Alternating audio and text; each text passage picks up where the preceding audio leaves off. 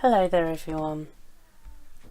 Okay, so today I want to talk about the second part of my Hollywood series, and I want to explore further the imagery of Hollywood and its importance in culture.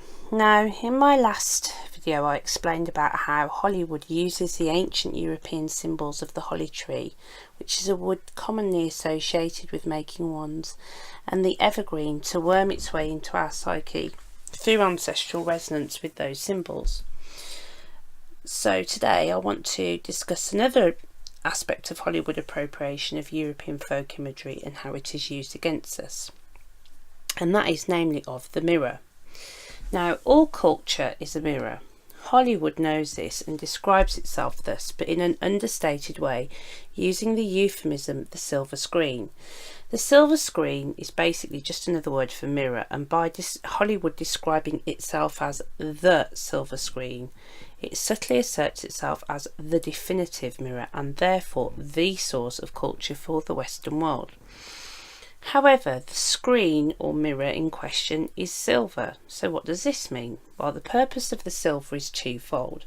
Firstly, this mirror is not clear like glass would be. It's not sharp, it's not defined. It's opaque, dulled and subject to misinterpretation. Silver is obviously also a sign of riches, wealth and glamour. So the reference to Hollywood as the silver screen is a clever, subtle little trick. Not only do you grow to love the confusion you see in the mirror, which is achieved by the use of glamour, it also makes a lot of money for those who run it. The use of the word screen is interesting because, as well as being a neat bit of alliteration, it not only denotes mirror but the sense of keeping something hidden. So this silver screen is a magic mirror indeed.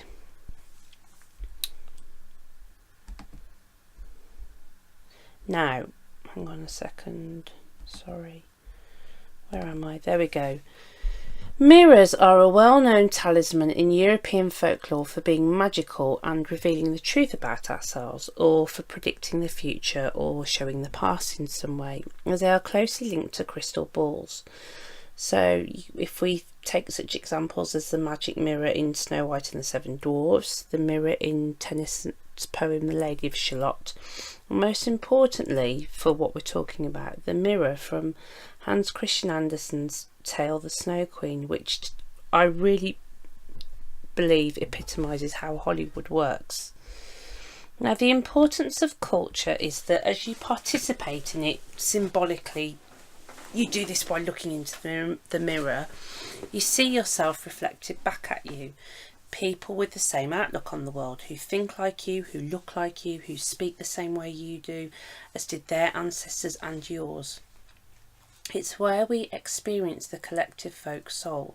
So obviously, to take control of a people and their collective folk soul, taking over their cultural output and how they see themselves would be high on the agenda. Now, the culture created by Hollywood and the mass media is akin to the magic mirror of the Snow Queen, which, according to the tale, had this peculiarity that everything good and beautiful that was reflected in it shrank, but that whatever was worthless or ugly became prominent. So it's not difficult to see how this relates today.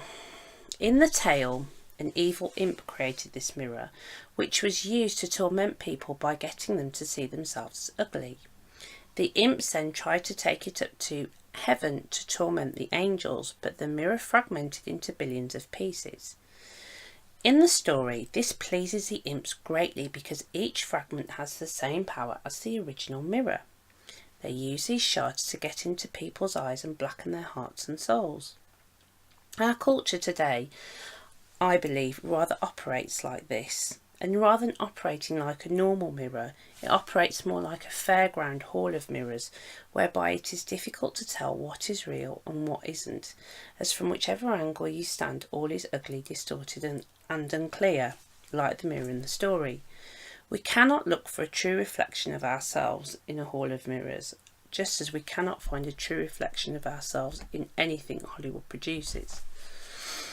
I don't think it's necessary to dwell on the imagery further. Needless to say, it's fairly straightforward how this applies to Hollywood and the mainstream media. Now, incidentally, this imagery of the shard still echoes down the ages. The modernist Shard building in London, for example, is a development owned by the Qatari government, and as it was being planned, it was opposed during its proposal by English Heritage, who said it would be like a shard of glass in the heart of London. The developers took on that term shard, and they did that deliberately to mock and thumb their nose at the likes of English Heritage for wanting to preserve the traditional skyline of London.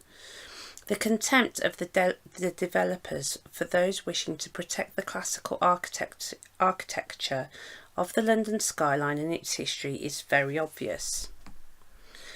So again, we can see how this symbolism is whether consciously or not, is still in play, I believe.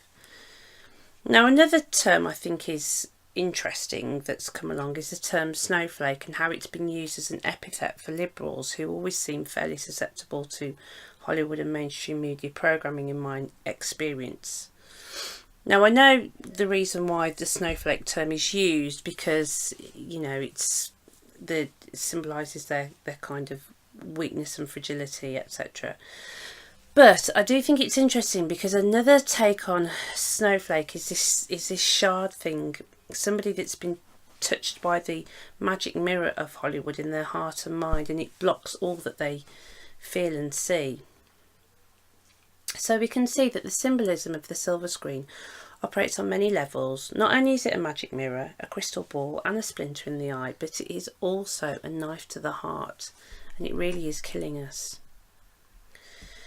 It's worth bearing in mind, though, that in the story of the Snow Queen, it is Gerda's loving grief for her friend Kay that melts the icy shard of the mirror out of his heart. Gerda does not try to defeat the Snow Queen. All she wants is to find Kay and bring him home.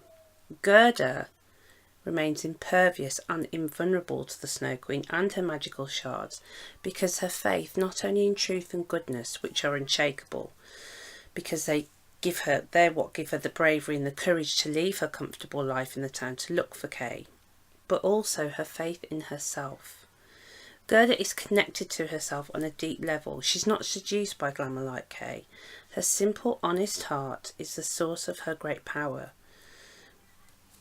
Her ability to take pleasure in not just herself, but to know what she enjoys, and to communicate honestly how she feels. For example, the way when the shard melts from Kay, it's because she's just so upset by what's happened, and all the attempts to assuage her from her path never work because she's just so focused on doing what she feels is the right thing.